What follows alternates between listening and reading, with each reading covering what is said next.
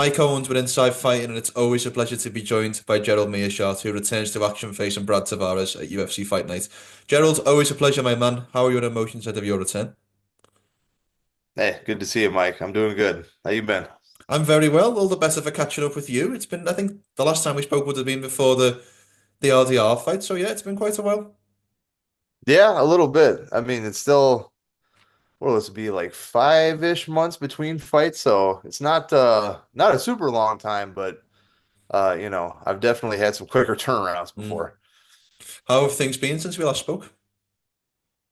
Good man. Nothing bad. I was living in Florida training at Kill Cliff. I moved back to Wisconsin and now I'm training full time at VFS with Mike Valley and Belal and Yair and Juliana Pena and all those guys and Charlie Radke's another UFC guy. So, there's nothing bad with Killcliff or anything like that. It's just the best time and like move for me and my family to just come back home to Wisconsin and camps would have been a lot flying back and forth. So I just found a place closer to home and I've known Bilal and those guys for a very long time and it's a good fit. So I'm happy to be there, happy to start a new chapter at a new place and get back in the cage. Can I ask, because I saw you post on your Instagram story a couple of days ago, and it was a picture where somebody had labeled you as Belal Muhammad's training partner, and they'd also got your name wrong. For those who Yeah. never got a chance to see that post, talk us through it. Yeah, yeah. So I think it was for the UFC, but I don't know for sure. And then the guy was filming Bilal. So they have the first, and I don't know if it was the guy filming that did it. Like, they have Mm, other editors and whatever. But either way, it went to somebody. And like, I'm not super famous or anything, but it's not like it's hard to find out who I am. mm, And they put the first half of my last name, and they even misspelled that, yes. right? So they're missing like half of my last name.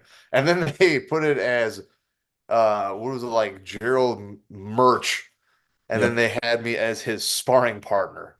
It was like, all right, like, yeah, technically we are training partners, but like, I'm also a grappling coach at Valley since I've been there. And I'm like, more than like, not that I'm the only one there, but like, I literally run a class and I help teach him. I'm not Mm, just his training partner. And B, I'm also competing in the UFC. Like, yeah. it's not like I haven't done nothing. So I was kind of like, all right, I guess I'm just belong. I'm a sparring partner now. I love it. I love it. We talked about Bilal the last time we spoke because the last time that we spoke, he just recently become champion. And I know that you've been friends and training partners, obviously, for a long time with Bilal. But I think it's so fascinating how his star has turned a little bit, or his love for the fans. He's gone from this guy who never really got his respect to now being somebody who everybody I can see is favouring to beat Jack Della Maddalena, who is a top prospect in the welterweight division itself. I just wanted you to talk to get your thoughts on Bilal's maybe start turn and how you see his upcoming fight with JDM coming up. Yeah, I mean, it's interesting, right? Because he imposes his will and like executes his game plan so well against every opponent he's had, since he's been on this long streak. And I think it's one of those things is like people don't want to believe it until they start to see that it's real. Maybe there's a tendency for people to buy into it more if it's like a devastating knockout artist or something, Mm, right? But even then, they'll be like, "Oh, what if they fight a wrestler or whatever?" You know what I mean? And then Bilal comes in. He's got cardio. He can out grapple most people in that sense. He's showing like for as much as people knock him, he's hitting people and not getting hit, which is the name of the game in striking. So he's doing well on all fronts, and he's doing 5 rounders and outlasting, not just outlasting, but pushing the pace and breaking people. So now after seeing it, I think it finally took with Leon for everyone to kind of come around on it. Like he still kind of gets some grief because of the decisions, but it's like, man, once you get to a certain level, it is really hard to finish people. I will say that. Like mm, no matter what you want to say about his style or anything else, like you look at a lot of the top guys, like it is a little more on the rare side to get a finish unless you fight or have a style with some sort of recklessness. And then it takes one or both parties participating in that. You know mm. what I mean? So that's one thing I will say. His upcoming fight, I'm excited for it. He's working really hard. I think, obviously I still have his back to win.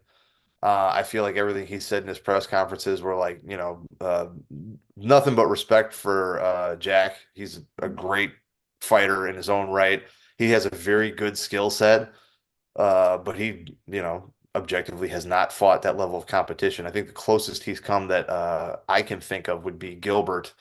And Mm. that's like that wasn't Gilbert on the way up to a title run. That's Gilbert after a title run. Not to say anything bad about that, but like Mm. Gilbert was still even winning that fight for a little bit. So credit to Jack for coming back. He had a broken arm and all that stuff and gutting his way back to a win. But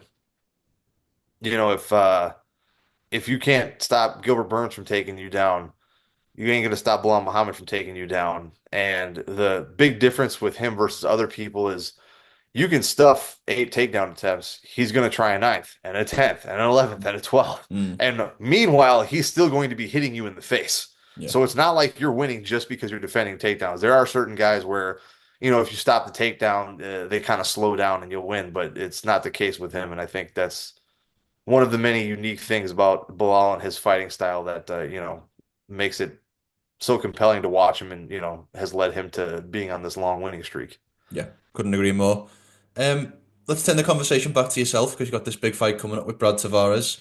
First and foremost, when I was checking your records, I had to do a double take because given how long you've been in the UFC and how long he's been in the UFC, I was kind of surprised this fight's never happened before. Are these the type of fights that interest you more? The kind of, I don't want to say veteran versus veteran because I'm sure you both still got a lot left in the tank, but the guys who are a little bit older, more established, that have got more on the resumes, let's say. Yeah, I mean, it's definitely nice to fight someone who's like been around and is like, Brad's a great fighter. If I remember correctly, he was on the Ultimate Fighter even back in the day, but like, he's one of the few guys left in the middleweight division that is active and has more fights than I do. Mm. You know what I mean? And he's always tough. He always brings it. Um, yeah, he has a lot of like a lot of challenges that I'll have to overcome in this fight. Like obviously his stand-up's really good. He's got power. He's got just good kickboxing in general, and he does a really, really good job defending takedowns. He's very good at like getting weight on somebody and like getting like separating the hands or getting weight on the hands and then stuffing the head really, really well. Most of his fights, you don't really see him getting taken down too much. Especially when guys try to like their default is, oh, I'm gonna bull rush him and get him to the cage. They get him to the cage. Like Brad Tavares's cage defense is like usually pretty top notch. Like there's a few exceptions there, but you got a guy that wants to stand and bang and is good at it, and then on top of that, you can't take him down. That always is going to be a tough fight. And like you said, he's been around. He's been in the UFC longer than I have, and he has a couple more fights in the UFC than I do. So it's nice to get a fight with a guy that was I have a lot of respect for Brad and someone who has It's not just like not that I have a problem with fighting up and comers, but I've had so many guys that are like 2 or 3 UFC fights and they're on the way up, and now I get to fight a guy who's in a similar situation where it's like, uh, he probably doesn't get the respect he deserves sometimes, but it's like now we can both go out there, put on a good show, and further our career and legacy and make some money. I know that you broke Anderson Silva's middleweight finish record last year. Am I right in saying that every one of your wins in the UFC has come via stoppage? You are correct. So the question I want to ask with that point clarified, are you, is it more important for you as a fighter or in your mind to win, or is it more important to entertain the fans? Because a lot of fighters are somewhere in between that, but I'm wondering where you sit on that line. Uh, well, in a very practical, realistic sense, I think it's more important to win because that's the Yes, difference between 1 and 2 checks. I would assume so. Yep. Um, but like just the way that I've always approached fighting from like the very first time I started fighting, I don't know that it was ingrained in me, but I just always had this thought in my head that like that was how you win a fight is you had to finish the fight. Uh, there's always something you can do where it's like you either got to knock them out unconscious or you got to make them tap. So I never really even considered that like, oh, I'll just beat them up and get to a decision. Like everything I do is always in pursuit of getting that checkmate, whether Mm, it's like catching him with a clean shot or getting a submission. And, I just happen to be better at submissions at first. And I know for sure, like, I try to set up clean shots, but everyone's got different attributes, right? I of wasn't, course. gifted with like ridiculous power. Like, obviously, I can crack pretty good. I've dropped some guys in the UFC, but like, I'm not freaking Mike Tyson. So Mm, you got to do the next best thing that'll get you those finishes. And that's just always the way I've thought about fighting is, I'm not out there to like do better than you for 15 minutes. I'm out there to make you quit. 100%. Um, I wanted to ask you about the last fight against Reinier De Ridder, a back and forth fight, but obviously didn't go your way in the end. Now you've had some time to reflect since we last spoke. How do you reflect on that performance and your time in the cage?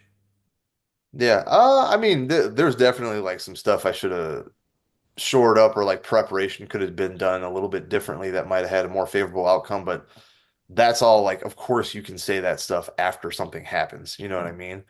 Um, I will say, kind of in relation to your last question too, like that was one where a lot of people, and maybe you hear something different, but everybody I talked to or saw, it was like, if I would have probably kept it on the feet that last round, I might have got to a decision. But I've just been, like I said, I always feel like I need to get a finish, and I've just been burned so many times on decisions that Mm, and we were both tired, obviously, after the fight. But in that moment, for better or worse, I was like, I'm going to take matters into my own hands. I'm going to shoot for this takedown. And I know, like, I knew in my heart of hearts, like, I get on top of this dude, it's over.